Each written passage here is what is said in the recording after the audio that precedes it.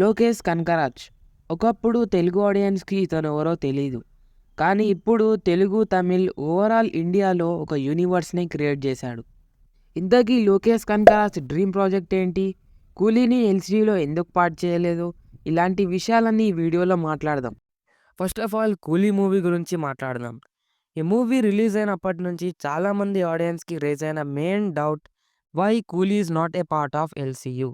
దీనికి సంబంధించి మెయిన్ రీజన్ని ఈ వీడియోలో డిస్కస్ చేద్దాం. సో బిఫోర్ దట్ ఒక్కసారి లోకేష్ కనకరాజ్ గారి డ్రీమ్ ప్రాజెక్ట్ అయిన హిరుంబుకాయ్ మాయావి పోస్టర్ని డీటెయిల్గా అబ్జర్వ్ చేద్దాం. ఈ పోస్టర్ని అబ్జర్వ్ చేసినట్లయితే ఇక్కడ సూర్య గారి హ్యాండ్ని చూడొచ్చు. అండ్ ఈ హ్యాండ్ సంథింగ్ డిఫరెంట్గా ఒక రోబో హ్యాండ్ లాగా అనిపిస్తుంది. సో ఈ మెయిన్ డీటెయిల్ ప్రకారం ఈ మూవీ ఒక సైన్స్ ఫిక్షన్ మూవీ. అది ఈ పోస్టర్తో క్లారిటీగా అర్థమవుతుంది.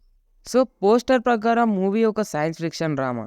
బట్ రోలెక్స్ అనే క్యారెక్టర్తో సూర్య గారికి ఎల్సీయూలో ఆల్రెడీ ఒక క్యారెక్టర్ ఉంది కదా, మళ్ళీ లోకేష్ కనకరాజ్ గారు హిరుంబుకాయ్ మాయావి అనే టైటిల్తో ఈ మూవీని ఎందుకు అనౌన్స్ చేశాడు? అంటే ఈ మూవీ ఎల్సీయూలో పార్ట్ కాదు. రీసెంట్గా వచ్చిన కూలీ మూవీ కూడా ఎల్సీయూలో పార్ట్ కాదు. అండ్ కూలీ మూవీ కూడా ఒక సైన్స్ ఫిక్షన్ మూవీయే. సో ఫైనల్గా ఒక విషయం క్లారిటీగా అర్థమవుతుంది. అదేంటంటే కూలీ మూవీ, హిరుంబుకాయ్ మాయావి ఈ రెండు మూవీస్ ఒకే జానర్ అంటే సైన్స్ ఫిక్షన్ డ్రామాలో జరుగుతున్నాయి. సో లోకేష్ కనకరాజ్ గారు ఈ రెండు మూవీస్ని కలిపి ఇంకో యూనివర్స్ని ప్లాన్ చేస్తున్నాడు. అండ్ ఇదే మెయిన్ రీజన్ కూడా కూలీని ఎల్సీలో ఇన్వాల్వ్ చేయకపోవడానికి.